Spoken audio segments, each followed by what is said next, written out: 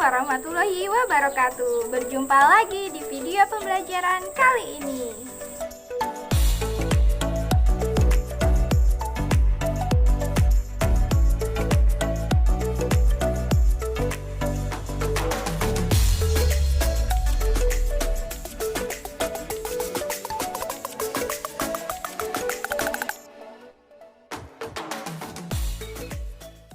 Kalian menyadari tidak kalau kita bernafas setiap hari tanpa henti? Nah, apakah kalian sudah tahu alat-alat pernapasan pada manusia? Hari ini kita akan membahas mengenai sistem pernapasan pada manusia.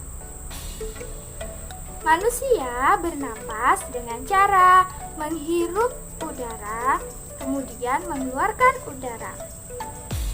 Udara yang ada di lingkungan bermacam-macam.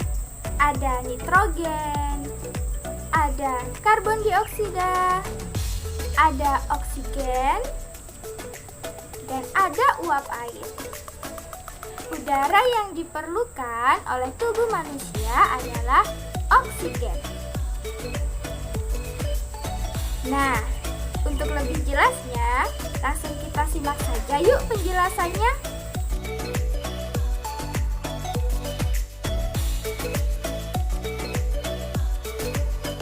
Alat-alat pernapasan.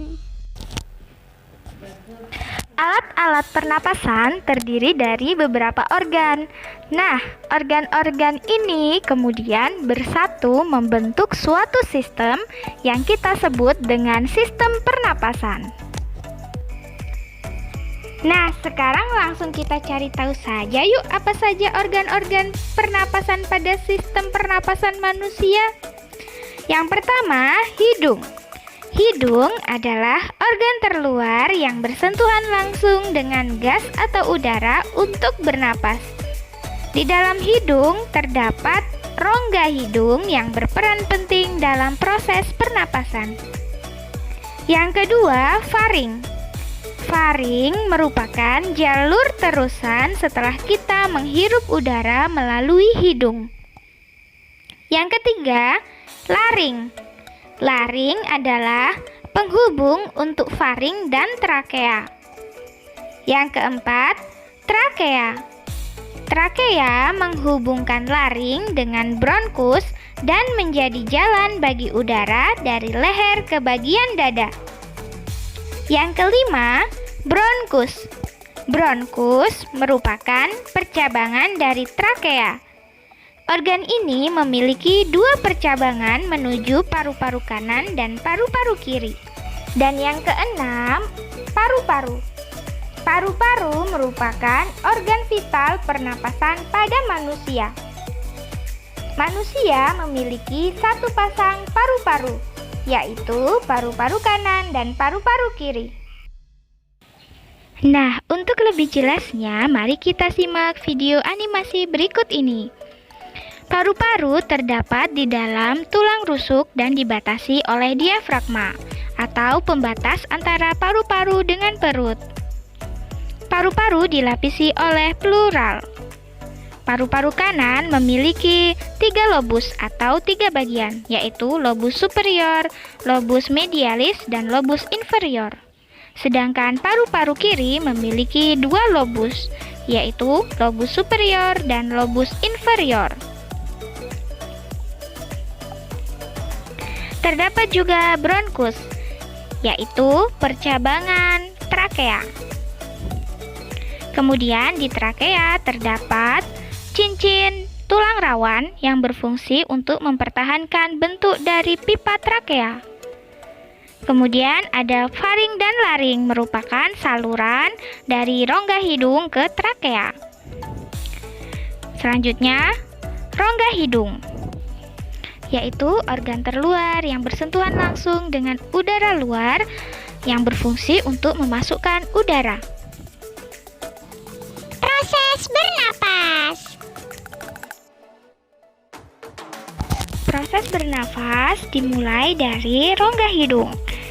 Molekul oksigen yang masuk ke dalam rongga hidung menuju paru-paru melewati faring dan laring, kemudian trakea dan bronkus. Kemudian, udara yang masuk akan disalurkan menuju alveolus melalui cabang bronkus yaitu bronkeolus. Di alveolus banyak dikelilingi oleh pembuluh darah kapiler. Di alveolus banyak terdapat ruangan-ruangan yang disebut alveolus. Di alveolus terdapat banyak pori-pori.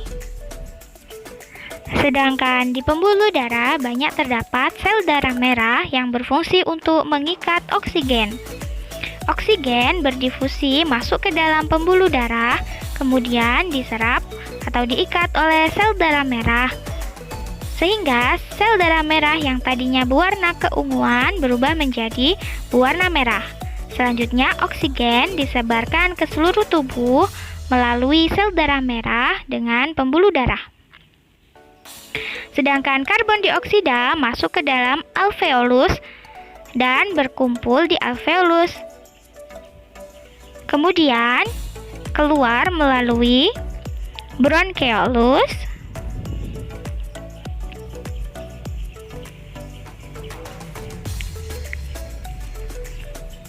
selanjutnya bronkus, trakea, laring dan faring, dan dikeluarkan melalui rongga hidung. Masuknya udara ke dalam tubuh dinamakan inspirasi, di mana otot diafragma berelaksasi dan tekanan udara di paru-paru menurun sehingga udara di atmosfer dapat masuk mengalir ke dalam paru-paru. Sedangkan proses keluarnya udara dari dalam paru-paru dinamakan ekspirasi, di mana otot diafragma berkontraksi dan tekanan udara di paru-paru meningkat sehingga udara di paru-paru dapat keluar melalui rongga hidung.